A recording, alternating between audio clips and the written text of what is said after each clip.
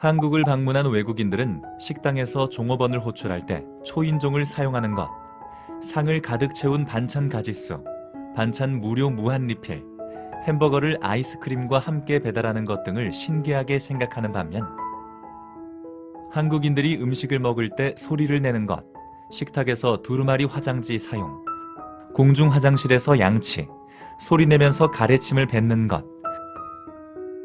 빨리빨리, 일상생활 중 등산복을 입는 것, 차량 색상이 흰색, 검은색, 은색이 주류인 것, 여성들의 성형수술, 젊은 남성의 비비크림 화장 등을 이상하게 느끼고 불편해합니다.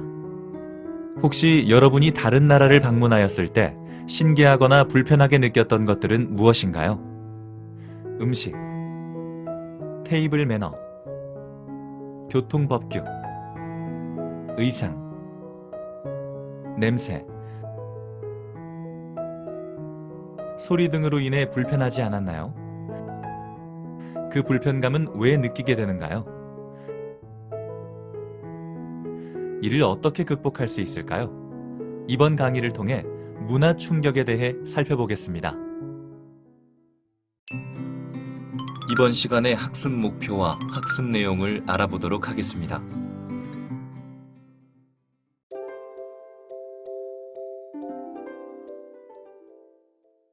다른 문화권에서 선교하는 것, 우리가 다시 한번 강조하기는, 다른 문화권에서 선교하는 것은 그렇게 녹록하지 않습니다. 여러 가지 장애물들도 있고 우리가 인식해야 할 부분들도 있고요. 또 연구해서 미리 습득해야 할 것들도 있죠. 중요한 것은 이 문화가 무엇인지 알아야 하고, 그 문화적인 특성들은 과연 어떻게 구성되어 있는지 하는 것뿐만 아니라, 그 타문화권에서 커뮤니케이션을 할 때에 어떻게 해야 하는지 알아야 할 필요가 있습니다. 이제 그뿐만 아니라 이제 그 타문화권에서 우리가 살다 보면 여러 가지 어려운 일들이 있습니다. 곧 문화를 적응해야 하죠. 그래야 그 어려운 일들을 잘 극복해 낼 수 있습니다. 다른 문화권에 들어가서 사역을 하기 전에 그 문화권 내에 적응을 하는 것은 굉장히 중요합니다. 자, 그러면 이 적응을 할 때에 이 선교사들이 경험하는 여러 가지 어려운 일들이 있습니다. 그 어려운 일들 가운데에 하나가 이제 문화 충격입니다. 초기에 이제 선교지에 들어가서 다른 문화권 내에 살면서 이제 경험하게 되는 여러 가지 이제 당혹스러운 이제 상황들이죠. 그 상황들이 그에게 너무 크게 다가오게 되는데, 그때에 느끼는 감정들을 문화 충격이라고 합니다. 이 의미를 다시 한번 이제 상세히 설명을 드리면, 자기네 문화권 내에서 이 선교 사역자가 자기 본국에서 살 때에 어렸을 때부터 익혀온 그 문화적 지침들이 있습니다. 그게 문화권이 갑자기 달라짐으로 해서 그 어렸을 때부터 아무 문제 없이 활용하던 그 문화권 내에서 여러 가지 삶의 방식들이 갑자기 불편해지는 겁니다. 그리고 자기가 사용했던 여러 가지 기제들이 작동하지 않는 겁니다. 문화적 지침들이 작용하지 않는 겁니다. 이제 그때에 이 사람은 방향 감각을 상실하게 되죠. 이거 어디로 가야 할지, 이걸 어떻게 해야 할지 굉장히 혼동스러워 합니다.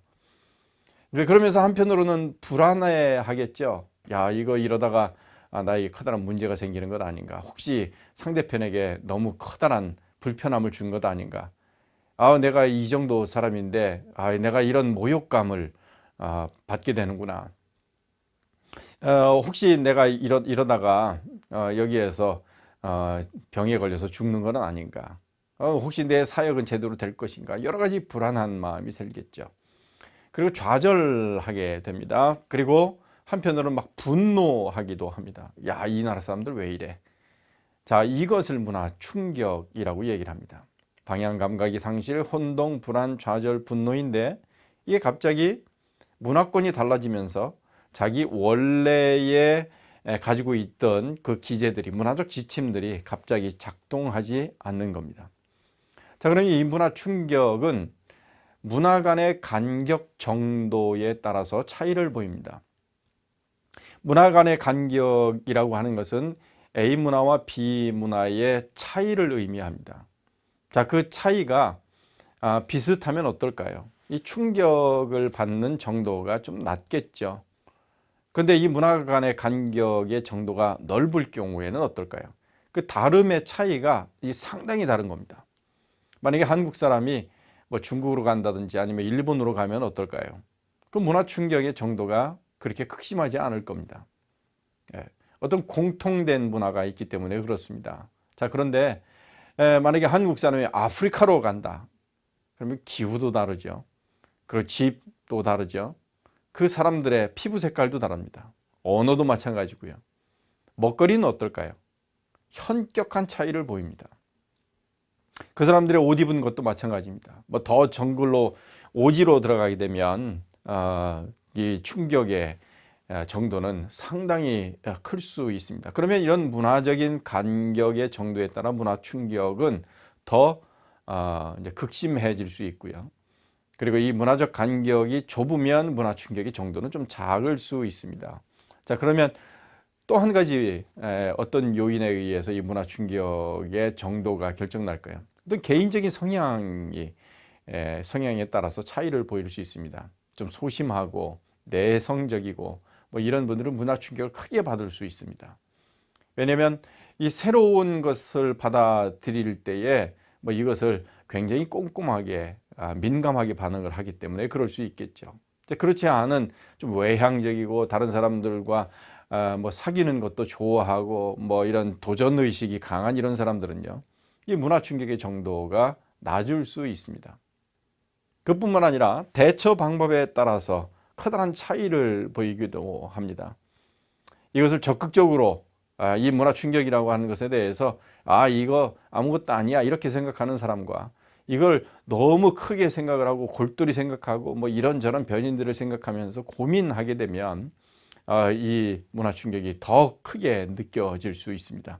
아니면 이 방법 자체를 몰라서 문화 충격이 다가왔을 때 정말 무너져 내릴 수 있겠죠. 자, 이런 것들을 이제 문화 충격이라고 이야기를 하고, 문화 간의 간격 정도, 개인적인 성향, 대처 방법에 따라 이 문화 충격의 정도는 차이를 보인다. 이렇게 이제 말씀을 드릴 수 있습니다. 자, 그러면 문화 충격은 언제 올까요? 이 과정에 대해서 볼 필요가 있습니다. 이제 보여드리는 이 그림에 보면 가운데에 정상 수준이 있고요. 그리고 이제 왼편 이 Y축에 X, Y축으로 이렇게 나눴는데 이 왼편에 이것을 이제 출발선이라고 타문화권으로 이제 진입하는 그 선이라고 이렇게 말씀을 드리면 이 선교 사역자가 아니면 유학을 가는 사람인지 이민을 가는 사람들인지 뭐 이 사람들이 처음 출발할 때는 이게 상당히 정상보다도 훨씬 기분이 좋아서 이 긍정적인 마음을 가지고 뭐 도전적인 이런 마음으로 희망을 갖기 때문에 상당히 정상의 수준의 이 감정보다도 훨씬 이 좋은 상태에서 출발을 합니다. 그렇죠. 이렇게 출발을 해서 이제 비행기가 이제 이륙되고 그다음에 현지에 이제 장시간의 그 여행 이 비행 시간을 지나서 이제 현장에 딱 도착하면 그 기분은 더 업되게 돼 있습니다. 이 가슴이 막 부풀어 오르겠죠. 자기가 수십 년 동안 이제 공부하면서 그 선교지를 위해서 기도하고 준비하고 훈련 받고 그리고 여러 가지 행정적인 절차를 받아 선교 사역자로 안수받아 현장에 막 도착했습니다. 그 땅에 하나님을 위하여 이 산지를 내게 주십시오. 뭐 이렇게 이제 기도했던 그 땅에 막 도착을 하면 어떨까요? 그 기분은 더 상승하게 되어 있습니다. 자, 그 상승한 그 기분이 어느 정도 유지될까요? 아니면 그 상승한 그 들뜬 기분이 계속 유지될까요? 그렇지 않습니다. 어떤 이제 나쁜 경험들을 하겠죠. 자, 그러면 초기에 이런 기분 좋은 그 문화에 대한 호기심도 있고 뭐 희망도 있고 뭐 이게 도전적인 그런 진취적인 마음도 있고 뭐 거기에서 사역을 위한 열정도 막 끌어오르는 이 시기 어떨까요? 바로 이 관광객의 단계라고 이야기를 합니다. 이 관광객의 단계. 그리고 이 관광의 단계를 지나고 나면 이제 그 다음 좋은 일만 있지 않지 않습니까? 뭐 현지에 들어가면 뭐 여러 가지 이제 부정적인 경험들도 많이 하게 되죠. 또 아플 수도 있습니다. 그리고 행정적인 처리를 하다 보면 여러 가지 예기치 않은 일들이 벌어지기도 합니다. 뭐 심지어는 도둑을 맞기도 하고 강도를 당하기도 합니다. 아니면 자기 일가족 중에 한 사람이 납치되는 그런 경우도 있을 수 있습니다. 자, 그렇게 되면 그 현지 문화에 대해서 상당히 어려워하게 되고 이 적응이 참 어려워지게 됩니다. 뭐 그러면서 여러 가지 스트레스를 받게 되죠. 자, 요 시기를 이렇게 감정적으로 이제 하향 곡선을 그리면서 이제 이게 이제 밑으로 정상 수준 이하로 이제 뚝 떨어지게 되는데 요 하향 곡선을 그리는 요 시기부터 다시금 이제 정상 수준 이상으로 이제 회복되는 그 시기를 문화 충격의 단계라고 얘기를 합니다. 이제 그 다음부터는 이제 적응기에 들어가겠죠. 자, 그러면 이제 우리가 지금 다루고 있는 것은 초기에 선교사가 출발해서 이제 거기에 이제 적응을 해야 하는데 적응할 때에 나타나는 이런 어려운 시기, 요 상황을 다루고 있는 겁니다. 그럼 요 시기를 문화 충격의 시기라고 얘기를 하는 거죠. 그러면 이 문화 충격이라고 하는 것은 언제 오는지 여러분들이 바로 이해를 이제 하셨을 겁니다. 자, 그러면 이 관광객의 단계는 어떨까요? 이 관광객의 단계, 요 시기에 처음 이제 도착해서입니다. 그러면 이때는 그 문화권 내로 깊이 들어가지 않은 상태의 시기입니다. 심리적으로는 어떨까요? 외부자로서 지금 그 문화를 바라다 보고 있는 겁니다. 기대감이 있겠죠. 뭐 상당히 흥분되기도 하고요. 호기심도 작동이 됩니다. 그리고 현지 사람들이 뭐 환대하는 것처럼 그렇게 느껴집니다. 아니면 그 현지 사람들이 나에게 반감을 보인다 할지라도 뭐 그런 것들을 다 잘 극복해낼 수 있습니다. 새로운 문화에 대해서 재미를 느끼게 됩니다. 그리고 주변 사람들이 이 시기에 많이 도와주기도 합니다. 여기에 이제 처음 오신 분이기 때문에 이런저런 불편한 점들이 있을 것 같다. 그래서 도움도 주기도 하고요. 뭐 이곳저곳에 가서 방문하게 되면 소개도 서로 하고 뭐 이렇게 하면서 이제 상호 간의 관계를 이제 처음 맡게 됩니다. 그럼 모든 것들이 다 아름답게 진행되죠. 뭐 수월하게 진행된 듯 합니다. 자, 이것을 관광객의 단계로 이야기를 합니다. 초기라고 말씀을 드렸습니다. 자, 이러다가 이제 문화 충격 또는 스트레스 단계로 들어가게 됩니다. 이제 재미있던 것들이 이제 서서히 불편해지기 시작합니다.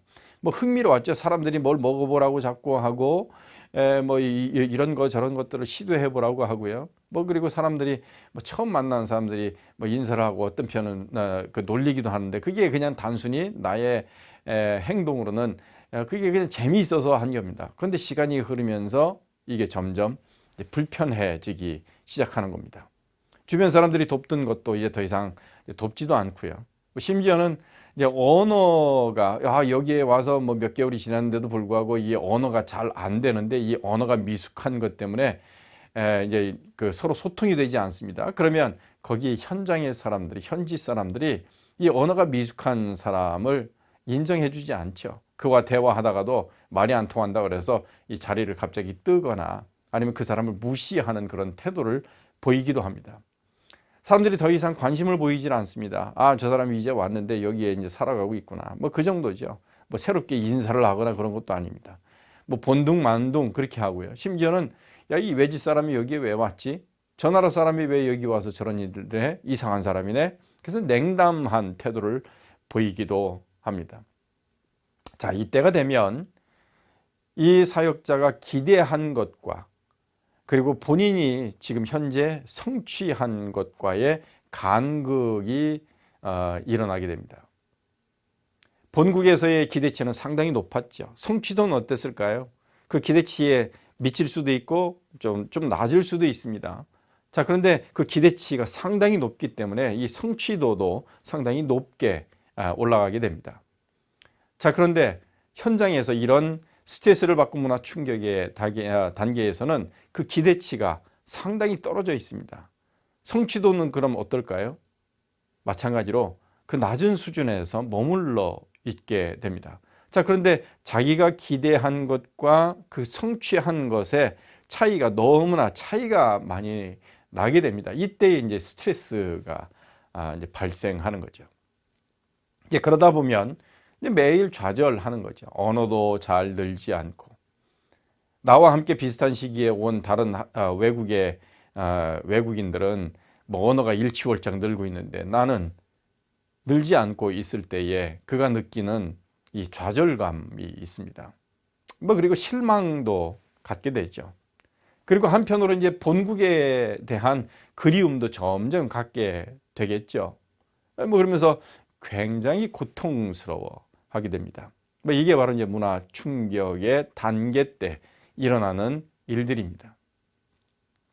자, 그런데 이 문화 충격의 단계를 지나고 나면 그 다음에 이제 적응기로 접어들게 됩니다. 이 외적 문화와의 과정을 통해서 현지 문화를 습득하는 겁니다. 여러분들 배우셨죠? 내적 문화와 외적 문화와 이 두 개의 과정을 통해서 문화를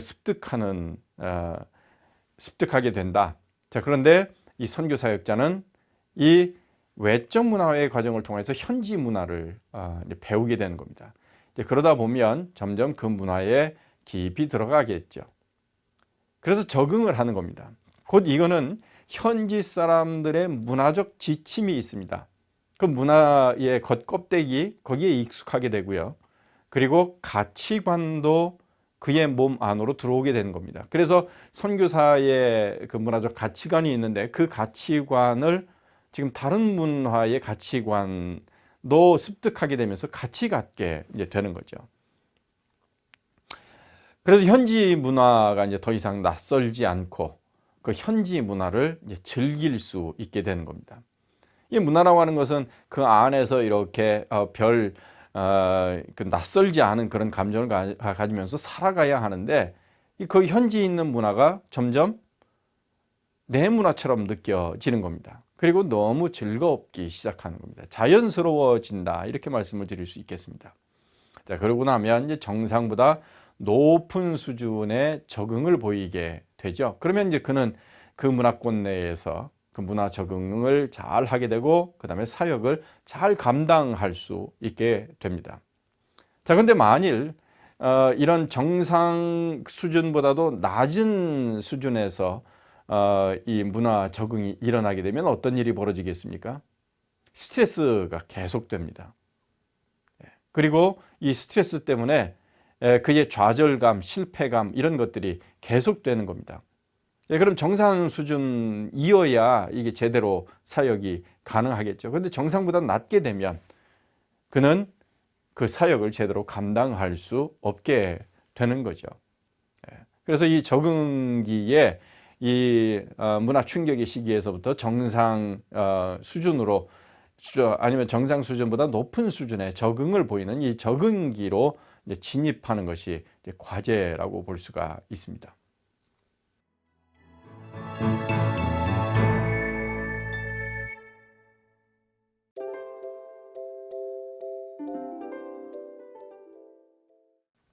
자, 그러면 이 문화 충격 시기에 나타나는 증상이 무엇일까요?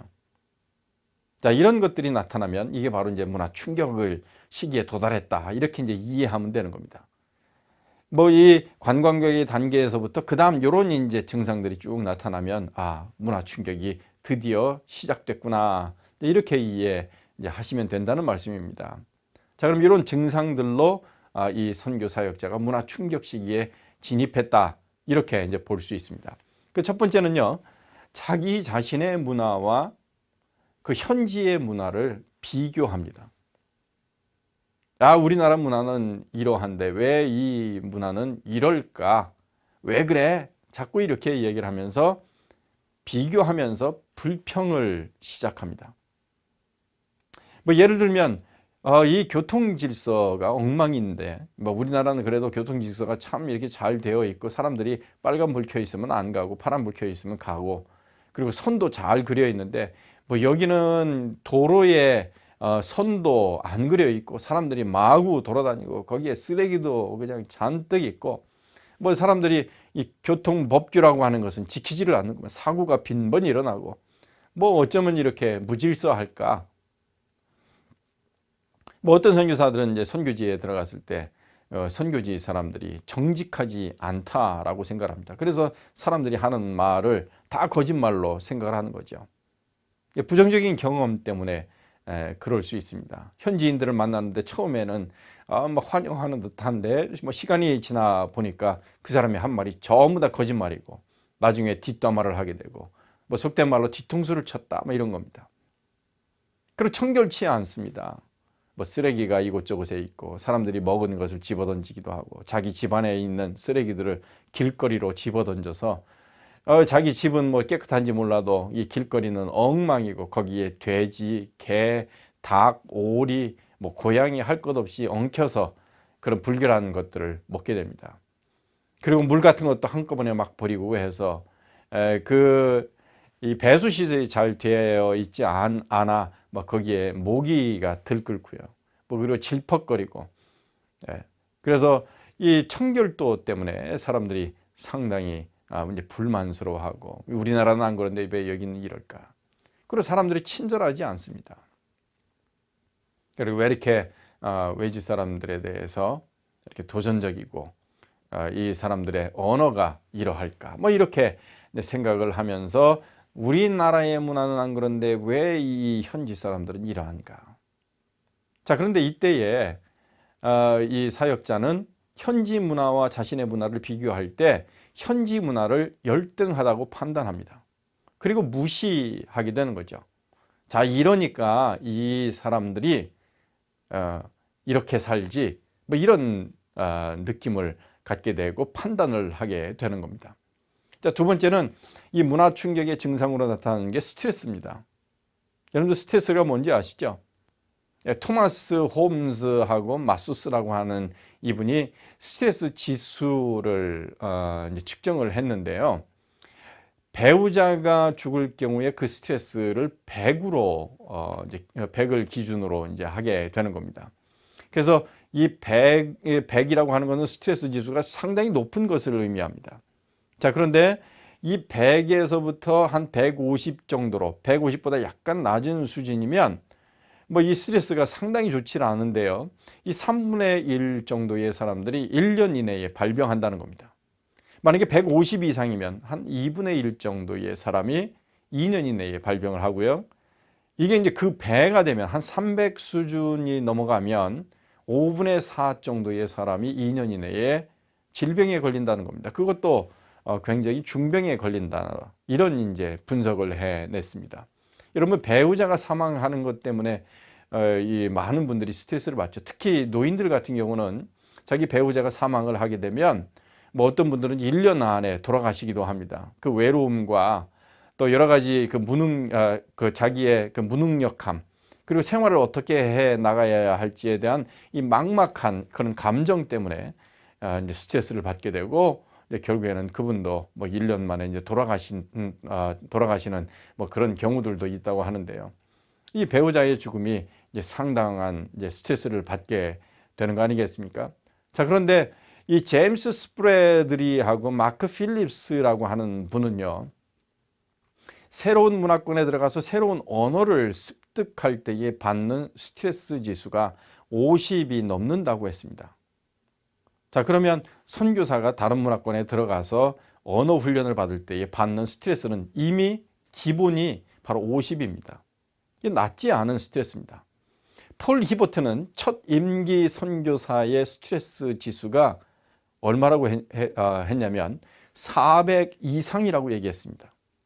자, 이렇게 보면 배우자가 사망했을 때에 이 세상을 떠났을 때에 받는 스트레스 지수가 100인데 그거의 4배의 스트레스를 받는다는 겁니다. 이 토마스 홈즈와 마스스가 이야기한 이 300 이상의 스트레스 지수가 계속 지속되면 5분의 4에 해당되는 사람들이 2년 이내에 중병에 걸린다. 그렇게 보고하지 않았습니까? 자, 그렇다고 보면 첫 임기 선교사의 스트레스 지수는 상당한 수준에 있는 것을 볼 수 있습니다. 그러면 이걸 그냥 놔두게 되면 병에 걸릴 수 있습니다. 모든 것이 불가능할 수 있겠죠. 자, 이 스트레스를 받는 것, 그냥 받는 것이 아니라 이 문화 충격의 증상이라고 하는 것입니다. 네. 자, 그리고요, 우울증, 디프레션에 걸리게 됩니다. 이 우울증이 뭡니까? 뚜렷한 원인 없이 의기소침한 겁니다. 의욕을 상실하는 겁니다. 그리고 향수병에 걸릴 수 있습니다. 그리고 고국을 그리워하고 교회를 그리워하고 자기가 살던 고향 산천을 그리워하고 거기에서 살던 생활에 대해서 그리워하면서 점점 그의 감정이 의기소침해지고 의욕이 상실되면서 이제 한국을 그리워하는 향수병에 들게 됩니다. 이 우울증 상당히 보편적으로 나타나는 증상 가운데의 하나입니다. 특별히 이제 그 선교사의 사모님께서 이제 임신을 현지에서 하게 되면 입덧을 시작하겠죠. 그러면 이 입덧을 시작하면서 이런저런 이제 새로운 음식을 찾게 됩니다. 자, 그러면 그 음식을 조달할 수 없을 경우에 이게 우울증으로 이제 발전을 할 수 있습니다. 저도 이제 그런 경험이 있습니다. 제 아내가 유학할 때 이제 임신을 하게 됐는데 그 영국에서 제가 유학을 했는데요. 어느 특정한 음식을 이야기를 합니다. 한편은 그 고등어 철이 아님에도 불구하고 이 고등어를 먹고 싶다는 겁니다. 이걸 안 먹으면 자기는 죽을 것 같다는 겁니다. 그래서 제가 고등어 찾아서 1시간 넘는 거리를 자동차로 1시간 넘는 거리를 가서 겨우 이제 고등어를 구해왔는데, 어렵게 구해왔는데 가져오니까 이거 냄새 난다고 안 먹는다는 겁니다. 참 힘들었습니다. 그러면서 이제 바로 한계령에 있는 통나무집에 국밥을 저한테 이제 사달라는 겁니다. 제가 그런데 그걸 어디 국밥을 만들 수가 있겠습니까? 거기에 재료도 없고요. 이러니까 이제 참으로 난감했던 그런 상황들을 제가 지난 적이 있는데 마찬가지입니다. 이 선교 사역자들이 선교지에서 지금 현재 상황이 참 어렵고 열악하죠.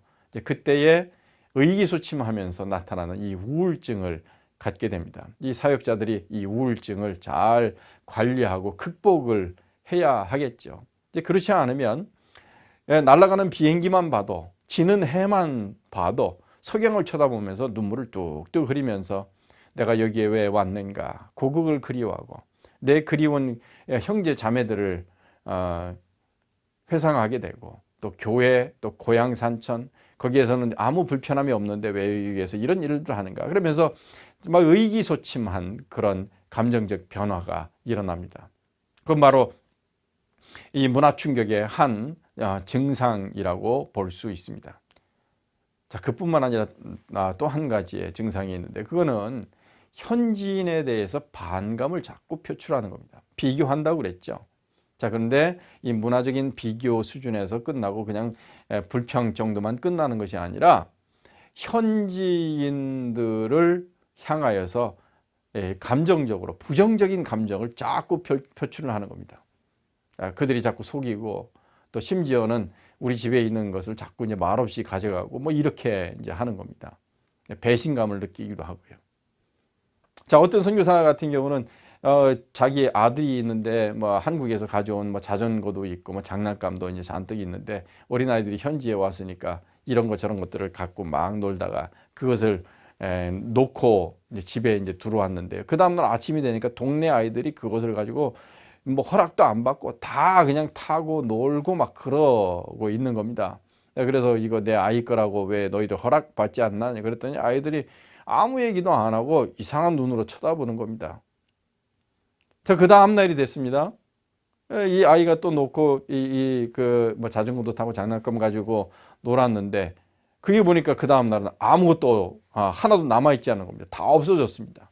그래서 어떻게 된 건가, 이 동네를 다니다 보니까 장로님 집 아이가 그것을 타고 있는 겁니다. 그래서 장로님께 이거 내 아이 건데 왜 그러냐 그랬더니 이분이 또 이상한 눈으로 쳐다보는 겁니다. 그래서 이 선교사가 너무 큰 상처를 받고 참 이 사람들은 정말 도둑질을 잘하는구나. 남의 것을 말도 안 하고 가져가는데 이게 장로님조차도 이렇구나. 뭐 이러면서 야, 이 사람들은 정말 못 사는 이유가 있구나. 이렇게 하면서 그들을 향한 감정을 표출하게 됩니다. 자, 그러면서 어떻게 할까요? 야, 이 현지인들에 대한 미움이 싹트기 시작합니다. 그리고 동료들에게 상처를 주기도 합니다. 자, 그러면서 스스로 정죄합니다. 다른 사람을 정죄하기도 하고요. 자, 그러면서 이제 스스로에 대한 이제 자괴심이 들기도 하겠죠. 내가 선교사인데 내가 지금 현재 뭐 하고 있지?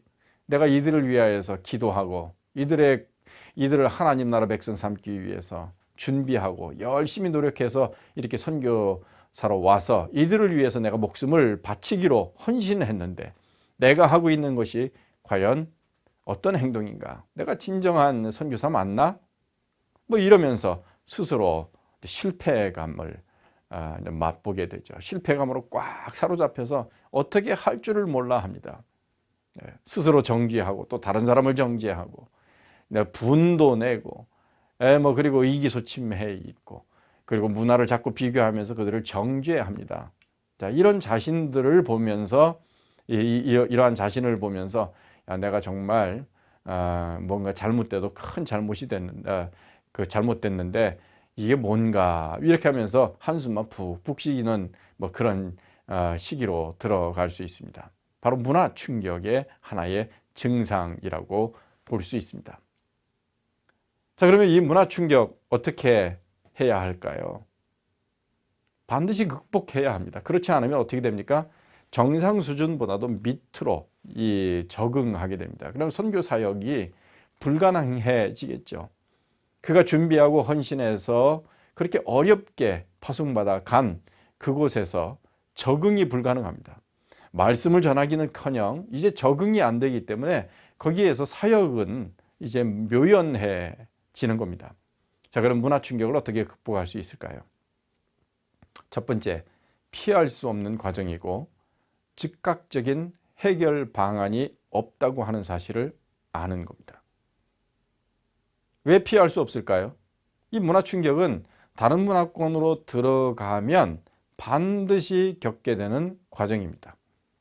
마치 어느 곳을 가려면 그 길을 반드시 가야 하고 그 산을 넘어야 하고 그 터널을 지나야만 가는 것처럼 타문화권에 들어가서 적응하려고 하면 이 문화 충격이라고 하는 과정은 반드시 경험하는 겁니다. 피할 수가 없습니다. 예. 이것을 먼저 아는 겁니다. 그래서 이 적응하는 시간을 필요로 합니다. 이거 반드시 필요해요. 예. 그게 얼마나 걸릴지는 문화의 간격에 따라서 아니면 그 사람의 성향에 따라서 좀 차이를 보일 수 있겠죠. 구체적인 방법을 좀 말씀을 드리면 첫 번째, 성육신을 깊이 묵상하는 겁니다. 예수님은 어떤 분이세요? 죄가 없으신 분이죠. 그러나 그 죄 없으신 예수님께서 우리를 구원하시기 위해서 인간의 몸을 입으셨습니다. 그리고 말구유에 열악한 환경 가운데에 탄생하셨습니다. 이 예수님께서는 열악한 상황에서 성장하셨고 그 열악한 상황에서 사랑을 실천하셨고 제자들을 섬기시고 참 이 풍요롭지 못했습니다. 그럼에도 불구하고 예수님께서는 그 상황에서 하나님께서 맡겨주신 사역을 감당했습니다. 그 예수님은 어떤 분이십니까? 하나님이세요. 하나님의 아들이십니다. 그분은 저 하늘 보좌에서 모든 이 우주 만물의 영광을 받으시는 그런 분이시죠. 귀한 분이십니다. 자, 그런 분이 우리를 구원하기 위해서 낮고 천한 이 세상에 오셨다고 하는 이것을 깊이 묵상하는 겁니다. 우리의 주님이시고 우리의 구원자이시고 우리의 영원한 스승 되시고 우리의 영원한 목자장 되시는 그 예수님께서 이렇게 하셨다고 하는 것. 이게 바로 이 선교의 원리 아니겠습니까? 선교의 시작 아니겠습니까? 선교의 기본입니다. 선교의 아주 중요한 자세입니다. 동일시 그렇게 하신 예수 그리스도를 깊이 묵상하는 겁니다. 예수님께서 나를 위해서 그렇게 해주셨는데 하나님 아버지께서 나를 위해서 예수 그리스도를 보내주셨는데 나는 그 예수님을 따르는 제자 아닌가? 나는 그분으로부터 보냄받은 귀한 복음 사역자 아닌가? 나는 그의 종이 아닌가? 그런데 내가 지금 현재 여기에 적응해야 하는 것이 아닌가?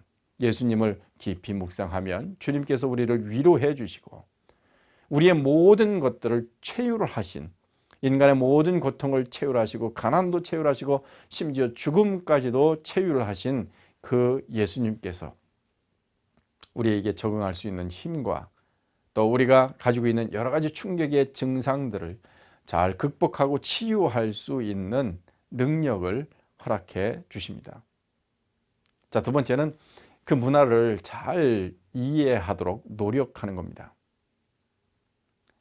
문화를 어떻게 이해할 수 있습니까? 첫 번째는요, 원리가 있습니다. 문화라고 하는 것은 다르다. 내 문화와 그들의 문화는 다르다. 이렇게 이해하는 겁니다. 그리고 그 문화는 자기들끼리 이 공간적인 차원에서 옳다라고 했기 때문에 내 문화와 같을 수가 없다. 자기들끼리는 아무 문제가 없어도 외부에서 온 사람들은 이런 문화가 같을 수 없다 하는 이 사실을 아는 겁니다. 자, 그러면 우리는 어떻게 해야 할까요? 이 문화를 잘 이해하고 이 문화의 다양성을 인정할 뿐만 아니라 그 문화를 다양하게 경험해야 합니다. 그래서 이게 문화를 이해하는 것이 상당히 중요합니다. 자, 그러면 문화를 이해할 때에 어떻게 시작해야 할까요? 언어를 습득하는 것이 상당히 중요합니다. 그러니까 문화 충격을 극복할 수 있는 방법 가운데에 그래서 세 번째는 언어 습득입니다. 그래서 언어는 문화를 이해하는 도구일 뿐만 아니라 문화의 핵심이기도 합니다. 제가 말씀드린 것처럼 하나님께서 언어를 흩으셨다라고 하는 이것은 문화를 다양하게 만드시는 결과를 초래했다 말씀을 드리는데 그게 바로 언어를 중심으로 해서 그런 다양한 문화가 만들어지는 것 아니겠습니까? 자, 그러면 문화는요, 언어는요, 이 문화를 이해하는 키와 같습니다. 문화의 핵심이 바로 언어이기 때문에 그렇습니다. 이 언어로 의도를 표현할 수 있습니다. 자, 그렇게 되면 이 언어로 자기 자신의 의도를 표현할 수 있는 정도까지 이 언어를 습득하게 되면 그 문화권 내에서 자기가 목표한 바를 성취하게 되는데 이 성취도가 상승합니다. 자, 그러면 하나하나 이 성취감을 맛보게 되면 스트레스가 강화됩니다. 떨어집니다. 스트레스 지수가 떨어지게 돼 있어요. 그러면서 점점 불안감이 줄어들게 되어 있습니다. 언어 습득이 잘 안 되잖아요.